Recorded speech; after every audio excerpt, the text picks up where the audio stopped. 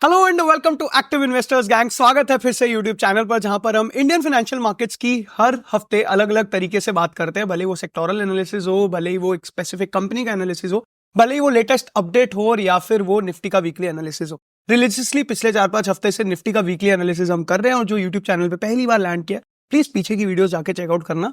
सब कॉन्टेक्ट समझ आ जाएगा कि हम क्या करते हैं, क्या बात करते हैं। और अगर सब्सक्राइब नहीं किया तो सब्सक्राइब जरूर कर देना और वीडियो को एंड तक देखना, और अगर पसंद है तो लाइक जरूर करना। खैर, ये जो हफ्ता था, क्रिसमस वीक कह सकते हो, 5 में से 4 दिन बाजार खुला, मंडे, ट्यूसडे, थर्सडे, फ्राइडे।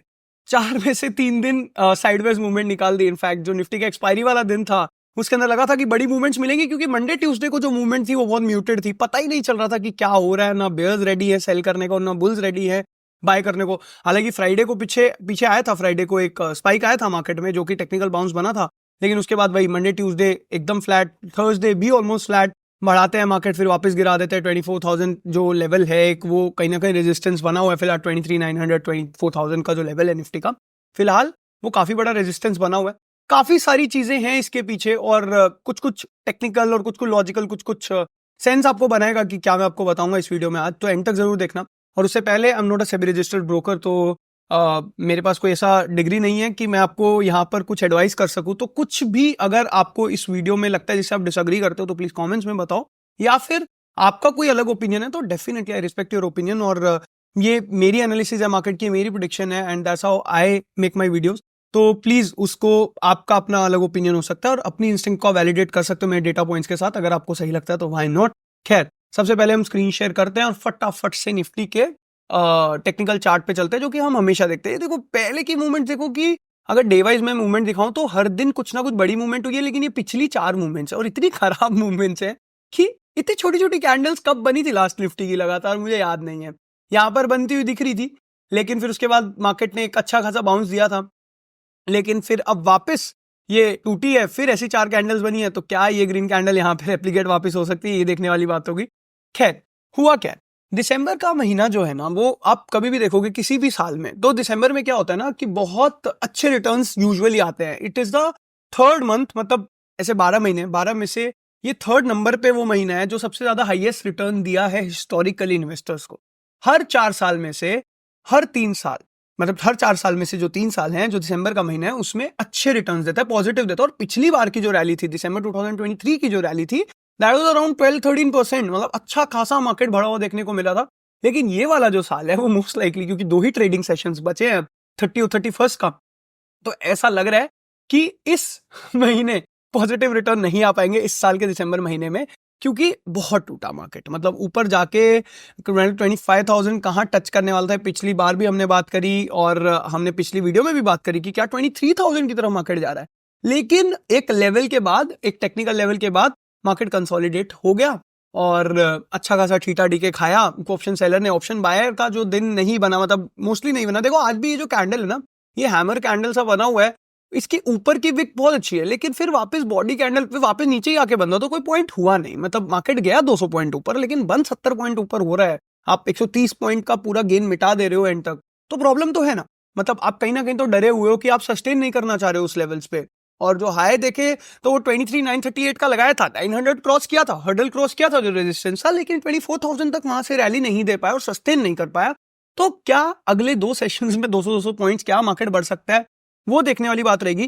क्योंकि देखो, डेटा पॉइंट्स आने चालू हो गए। मैं बताता हूँ मेनली क्या रीजन है। सबसे बड़ी बात होती है कि सबसे पहले तो यूएस की बॉन्ड यील्ड समझ लो कि भैया बहुत अच्छी बॉन्ड यील्ड्स मिल रही है यूएस में। तो जो फॉरेन इन्वेस्टर्स हैं, वो मेजरली इंडियन मार्केट से पैसे निकाल के यूएस के अंदर पैसे डाल रहे हैं। इसीलिए आप देखोगे कि हमारा डॉलर का आउटफ्लो हमारे रुपये को गिरा रहा है। आज 85.5 क्रॉस कर गया। पिछली 3 वीडियो से जाकर देखो, I think we started at around 84.2 somewhere, and right now dollar against rupees stands at somewhere around 85.5, जो आज ही हुआ है, यानी कि 27 दिसंबर को हुआ है, जो कि काफी वरी वाली सिचुएशन है, क्योंकि इससे इंडिया की गवर्नमेंट का फिस्कल डेफिसिट बहुत ज्यादा बढ़ जाएगा आने वाले टाइम में। और अगर आरबीआई कंट्रोल करती है इस, तो बेसिकली क्या होता है ना, करेंसी को आरबीआई रेगुलेट करती है, ठीक है। यूजुअली तो क्या माना जाता है कि फ्री फ्लो है करेंसी की, मतलब डिमांड और सप्लाई के बेसिस पर करेंसी मूव करती रहती है। लेकिन बहुत सारे सेंट्रल बैंक्स इंटरवेंशन करते हैं, जिसकी वजह से यूएस जो है वो इंडिया पे बार बार एलिगेशंस लगाता है, लाइक उन्होंने पास में भी लगाया कि आरबीआई कंट्रोल करने की कोशिश कर रहा है रुपी को, आरबीआई डॉलर का इनफ्लो आउटफ्लो कंट्रोल करने की कोशिश कर रहा है, क्योंकि माना जाता है कि फ्री फ्लोइंग इकोनॉमी है, फ्री फ्लोइंग कैपिटल है, तो वो सप्लाई डिमांड के हिसाब से अपने आप एडजस्ट हो जाएगी करेंसी के लेवल्स। लेकिन भाई करना पड़ता है, क्योंकि डॉलर एक स्ट्रॉन्ग, ऑफकोर्स सबसे स्ट्रॉन्गेस्ट करेंसी है, और उसके ऊपर जो मोस्ट ऑफ द आपका 90% ट्रेड होता है वो डॉलर में होता है। और जब डोनाल्ड ट्रंप आके ये बोले कि मैं सब पे टैक्स लगा दूंगा, मैं हैवी टैरिफ्स इम्पोज करूंगा, आई सपोर्ट अमेरिका, अमेरिका में मेक इन अमेरिका पॉलिसी, जो भी उन्होंने बोला, ब्रिक्स नेशन के बारे में अलग से बोला, इंडिया के बारे में भी बोला कि if India is putting tariffs on our products, will put the same tariffs on Indian products. और इंडिया का ट्रेड डेफिसिट का जो डेटा है यूएस के साथ ना, वो काफी ज्यादा पॉजिटिव है, मतलब हम सरप्लस में रहते हैं हमेशा, मतलब डेफिसिट में नहीं, ट्रेड सरप्लस में रहते हैं, हम एक्सपोर्ट ज्यादा करते हैं, इंपोर्ट कम करते हैं। तो अगर टैरिफ्स लग जाएंगे इंडियन कंपनीज के प्रोडक्ट्स पर, तो भैया वहां की जो मतलब जो हमारी प्राइस, ये तो कंपेटिटिवनेस है ना, जैसे चाइना जो है वो इंडिया से भी सस्ता बेचता है, इंडिया जो है वो यूएस से सस्ता बेचता है, तो इंडियन प्रोडक्ट्स अगर यूएस में जाके उन पे ऊपर टैरिफ्स लगेंगे तो जाहिर सी बात है भैया कि वो उनके लिए महंगे हो जाएंगे, और हमारे प्रोडक्ट जो कंपेटिटिव होते हैं, जो मतलब एक लो प्राइस पे लोगों को अवेलेबिलिटी मिल जाती है, जैसे हमारे यहाँ चाइनीज फोन्स की मिल जाती है, वीवो ओप्पो की 10-10 हजार के अंदर, जो इंडियन फोन्स नहीं प्रोवाइड कर पाते, तो वैसे ही यूएस मार्केट में वो नहीं हो पाएगा। अगर आज सरकार बोले कि हम वीवो ओप्पो के फोन पे 100% टैक्स लगाएंगे, तो वो 10,000 का फोन 20,000 का हो जाएगा, और आप ऑटोमेटिकली सैमसंग पे चले जाओ, या फिर आपको 30,000 का फोन 60,000 का मिलने लगेगा, आप ऑटोमेटिकली एप्पल पे शिफ्ट हो जाओगे, क्योंकि आप कहोगे जब 60,000 का लेना तो मैं एप्पल लूंगा ना। तो वही बात है कि अमेरिका में जो हमारे प्रोडक्ट्स जाएंगे, फिर अगर टैरिफ लगते हैं, वैसे ऐसा होना बहुत मुश्किल है, लेकिन मैं थोड़ा बस आपको सेंस देने की कोशिश करूं कि क्या क्या हुआ है। और ऊपर से जो है अमेरिका के बॉन्ड यील्ड्स बढ़ रही है, जो कि मैंने आपको बताया, तो भाई जाहिर सी बात है कि फॉरेन इन्वेस्टर्स जो है वो इंडियन मार्केट या फॉरेन मार्केट्स में आके क्यों इन्वेस्ट करेंगे, जब उनको अपनी मार्केट में, अपनी डोमेस्टिक मार्केट में इंटरेस्ट रेट मिल रहा है 6-7% का, तो वो थोड़ा सा कम कमा लेंगे, तो वो सारा आउटफ्लो हो रहा है। अब जैसे जैसे डॉलर्स का आउटफ्लो होता रहता है, तो भैया ऑफ कोर्स कि डॉलर की जो सप्लाई है वो हमारे पास कम हो रही है, डिमांड बढ़ रही है, डिमांड बढ़ेगी तो डॉलर का प्राइस अगेंस्ट द रुपी बढ़ेगा। तो इसीलिए आरबीआई क्या करती है, आरबीआई के पास आपने सुना होगा, अगर मैं एक मेट्रिक सुना हो तो वो होता है फॉरेन रिजर्व्स। आरबीआई के पास फॉरेन रिजर्व्स होते हैं, जो कि करीब करीब $650-700 बिलियन होंगे, एक बार चेक कर लेना, चौथे पांचवें नंबर पे हम आते हैं और ओवरऑल वर्ल्ड में।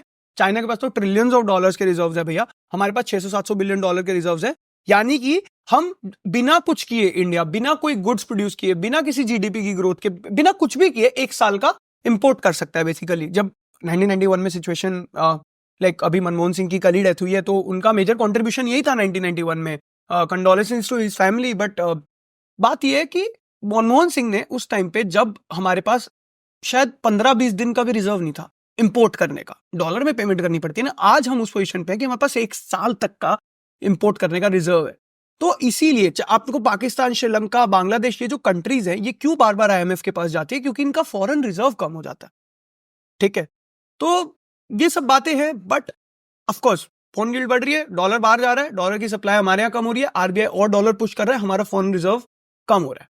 ये समझ जाओ, बहुत स्ट्रक्चर्ड है, आई नो थोड़ा सा कॉम्प्लिकेटेड है, लेकिन हाँ, ये one of the main reason है कि एफपीआई सेल कर रहे हैं, क्योंकि वहां पे बॉन्ड यील्ड बढ़ रही है, सिर्फ इतना आप ध्यान रखो।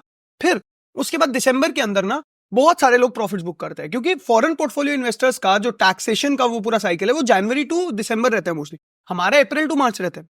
इसीलिए मार्च के एंड में आप देखोगे कि हमारे यहाँ पे भी बुकिंग्स होती है, प्रॉफिट बुक्स करते हैं, लॉसेस बुक करते हैं, काटते हैं अपना पोर्टफोलियो का जितना भी, मतलब एक टैक्स स्ट्रक्चर करना होता है ना, आपने कितना प्रॉफिट एक साल में बुक किया अपने पैन कार्ड, मतलब जो आपका इक्विटी अकाउंट है उससे, तो इसी तरह से वहां पे भी टैक्स लगता है उनको जब वो प्रॉफिट बुक करते हैं। तो भाई जाहिर सी बात है कि तो भैया कि इस टाइम पे प्रॉफिट बुकिंग्स होती हैं एफपीआई, लेकिन डोमेस्टिक इन्वेस्टर्स इस टाइम पे पैसा डालते हैं, जो कि अभी देखने को नहीं मिल रहा है।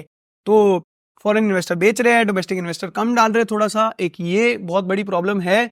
फिर उसके बाद भैया Q3 के numbers, very very major thing, क्योंकि Q2 की जो जीडीपी का डेटा था वो बहुत खराब था। Q2 के जो डिजिट्स थे, कंपनीज बड़ी बड़ी एचडीएफसी बैंक से लेके टीसीएस से लेके कुछ भी लगा लो, एक सेटिस्फैक्टरी रिजल्ट्स नहीं थे इंडिया में। ठीक है, तो मतलब Q2 के नंबर्स से वो प्रिकॉशनरी स्टेप लग रहा है मोर ऑफ, क्योंकि देखो यूएस के अंदर जो ऑफ कोर्स जो फेडरल बैंक की मीटिंग हुई थी यूएस में, उसमें भी जो 4 रेट कट्स होने थे 2025 में, वो कट करके 2 गए। तो ये भी एक बड़ी प्रॉब्लम बन गई है कि भाई पहले एंटिसिपेटेड थे 4 रेट कट्स, अब होंगे 2 रेट कट्स। और जो अमेजोन, आपकी बड़ी बड़ी कंपनी एप्पल और आपकी मेटा, ये सब ना अपने जो बड़े बड़े बैंक है, बैंक ऑफ अमेरिका या उससे भी बड़े बड़े बैंक है, जेपी मोर्गन या गोल्डमैन सैक्स, वो अपने जो एक्सपेंडिचर को है ना, वो इसी हिसाब से प्लान करते हैं कि अगले साल क्या रेट कट होने वाले, क्या हमें रेट, मतलब कितना लोन हम ले, कैसे ले, वो सब बड़े लेवल पे चलता है, billions of trillions of dollars पे वो सब कुछ मतलब कैलकुलेशन चलती है। तो ऑफकोर्स जब आप इंटरेस्ट रेट बढ़ा के रखोगे तो जाहिर सी बात है कि कम कट करोगे तो भाई companies will not be willing to spend so much. ठीक है, कंपनी स्पेंड नहीं करेंगी तो भाई जीडीपी नहीं बढ़ेगी, और जीडीपी नहीं बढ़ेगी तो जाहिर सी बात है कि ओवरऑल इकोनॉमिकल जो, और अमेरिका इतना ड्राइव करता है ग्लोबल इकोनॉमी को, तो वो स्लो हो जाएगा। ये समझ जाओ। ठीक है, पहला यूएस की बॉन्ड यील्ड बढ़ रही है जिसकी वजह से हमारा फॉरेन इन्वेस्टर्स बेच रहे हैं। फिर चाइना का भी एक एंगल ये बन जाता है कि चाइना ने और डेट इशुएंस कर दिया भाई, मतलब चाइना और डेट दे रहा है अपनी इकोनॉमी को बूस्ट करने के लिए, यानी कि वहां और तेज से ग्रोथ होगी। ठीक है, दूसरा चाइना वाला ले लो। ठीक है, थर्ड यूएस का फेडरल बैंक की मीटिंग, फोर्थ डोनाल्ड ट्रंप की जो स्टेटमेंट्स है वो, fifth and the most important which is your Q3 results. उसके चक्कर में प्रिकॉशियस स्टेप लिए जा रहे हैं क्योंकि Q2 के नंबर्स इतने बुरे एक्सपेक्ट नहीं किए थे, लेकिन इतने बुरे आए, तो वही अब सोचा जा रहा है कि क्या Q3 में इंप्रूवमेंट आएगी। और यही चल रहा है मार्केट में, ये डर जो है ना, 4 दिन का यही डर है। और ये जो नेगेटिव कैंडल्स भी है ना, ये यही कैंडल्स हैं कि हम ले तो गए थे मार्केट को इतना ऊपर महाराष्ट्र इलेक्शन के बाद, और मतलब अलग अलग फैक्टर्स थे, लेकिन वहां से नीचे सिर्फ इसीलिए आया क्योंकि जैसे जैसे अमेरिका और जियोपॉलिटिकल ज्यादा था, ये इंडियन उसमें कम था। इंडियन कॉन्टेक्स्ट में कोई प्रॉब्लम ज्यादा नहीं थी एक्सेप्ट इन्फ्लेशन इन Q2 की जीडीपी का डेटा, बट वो यू पास दैट। बट अभी Q3 के नंबर्स बहुत जरूरी है। और देखो जेन्युइनली मैं 3-4 दिन से पढ़ रहा हूँ कि डिमांड रिवाइव हुई है, रूरल रिकवरी आ रही है। और वो कैसे आ रही है, वो सारा डेटा आ रहा है मॉनसून, मतलब जो बारिश हुई है, जो रबी क्रॉप्स उगाई जाती है, एग्रीकल्चर का डेटा अच्छा है, जो हमने ग्रेन सो करी है, मतलब जो हमने व्हीट की खेती करी है वो अच्छी आई है, नंबर्स आने मोस्ट लाइकली आने हैं, और इन्फ्लेशन कम होने वाला है दिसंबर में। और ठीक है, और फिर हमारा इंपोर्ट डेटा बढ़ गया है, जो कि गोल्ड के इंपोर्ट इतने महंगे आए, तो कोई तो बेच रहा है ना गोल्ड, कोई तो खरीद रहा है ना। इंडिया अगर इतना गोल्ड इंपोर्ट कर रहा है तो कहां जा रहा है वो?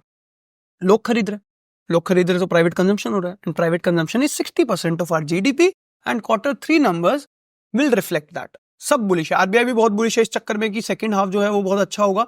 और अगर ऐसा होता है तो 25,000 मार्केट आपको जल्दी टच करने को देख सकता है, और फॉरेन इन्वेस्टर्स भी जनवरी में वापस आएंगे, क्योंकि ये प्रॉफिट बुकिंग अभी हो जाएगी, लेकिन वापस तो इंडियन मार्केट में आना ही पड़ेगा, कुछ भी बोलो। मार्केट तो लुक्रेटिव है, आपको मार्केट का लेवल टूटते हुए ऐसा तो नहीं है कि 24,000 के आसपास ही बैठे हैं ना, ऐसा तो 26,200 से 24,000 के आसपास ही बैठे, बहुत ज्यादा मार्केट नहीं टूटा है, 10% ही टूटा है, 10% पूरा नहीं टूटा, 8-9% टूटा ऊपर से बिल्कुल। तो वही बात है कि पेशेंस रखना है, ठीक है, और अच्छे शेयर्स में इन्वेस्ट करते रहना है, डरने की बात नहीं है। लॉसेस आपको शायद थोड़े ज्यादा इसलिए देखने को मिले क्योंकि स्मॉल कैप इंडेक्स बहुत गिरा, स्मॉल कैप इंडेक्स का काफी बुरा हाल हुआ है। स्मॉल कैप इंडेक्स ने बहुत अच्छी रिकवरी दिखाई थी, और इसीलिए आपके पोर्टफोलियो ने भी बहुत अच्छी रिकवरी दिखाई थी। इनफैक्ट निफ्टी से ज्यादा गेन किया था small cap index, Nifty bank index बहुत अच्छा गेन किया था। और एचडीएफसी बैंक वगैरह देखोगे तो वो तो अभी भी अच्छे लेवल्स पे बैठे हैं। रिलायंस बहुत ज्यादा टूटा हुआ है, एशियन पेंट्स बहुत ज्यादा टूटा हुआ है, FMCG is a good place to invest right now, I feel. Metal is a good place to invest right now, I feel. Pharma is consistently performing well. Aviation sector is a good space to invest right now. Cement companies which are being acquired or can be acquired later by Ultratech और Adani, sorry, Ambani बोल रहा था, तो वो भी एक अच्छा space बन सकता है। ठीक है, ये सारी बातें हैं और ये सब चल रहा है इंडियन मार्केट में। ये सिर्फ प्रिकॉशियस स्टांस है, और आई एम ग्लैड कि इंडियन मार्केट ने ये स्टांस लिया है, नहीं तो हम बहुत ज्यादा ना रिएक्टिव हो जाते हैं। हमें पता चल जाए ना एक चीज की भाई ये हो सकता है 2 महीने बाद, हम मार्केट को आज ही बढ़ा देंगे उस 2 महीने के उस पे एंटिसिपेशन पे, पर बाद में पता चला पॉपट हो जाता है। जो 100% होना होता है वो 50% ही फुलफिल हो पाता है, इस चक्कर में फिर मार्केट नीचे धड़ाम से गिरता है। अच्छी बात है, प्रिकॉशियस स्टेप लिया है, और नीचे जाने के चांसेस तभी हैं जब Q3 के नंबर्स खराब है, जब इन्फ्लेशन खराब है, और जब यूएस देखो जियोपॉलिटिकल अब आ चुका है इम्पैक्ट। अब चाइना में अगर मार्केट मनी और जाता है तो फिर वो एक प्रॉब्लम बन जाता है, जो कि मेरे को लग नहीं रहा कि ऐसा होगा। जनवरी में सपोज मतलब मोस्ट प्रॉब्ली मनी आएगा इंडियन मार्केट्स में, और मेरे को ऐसा लग रहा है कि एक बुल रन बन सकता है। That's all I can say, that's all I can tell to you, क्योंकि मेरे प्रेडिक्शन और मेरा एनालिसिस ये कहता है, जो मैं पढ़ रहा हूँ उसके हिसाब से ये सीन है।